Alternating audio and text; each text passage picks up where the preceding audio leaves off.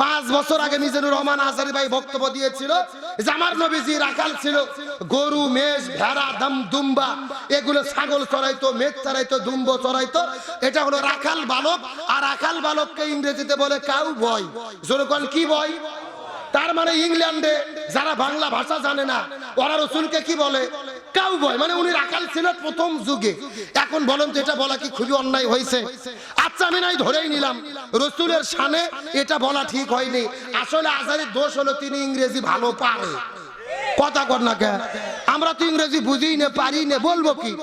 এখন আজহারী ভাই 5 বছর আগে কি বলেছে সেই কাউ বয় নামক শব্দ বের করে কিছু কিছু মুফতি মুহাদ্দিস চুলকনি গ্রুপের হুজুরেরা হিংসুকেরা তার বিরুদ্ধে সমালোচনা করতেছে। আমি বলতে চাই ভাই শোনেন, আজহারী ফেরেশতা না মানুষ, মানুষ হিসেবে ভুল হতে পারে। সংশোধনের জন্য ইতিসাব দেন, সমালোচনা করেন, কিন্তু 5 বছর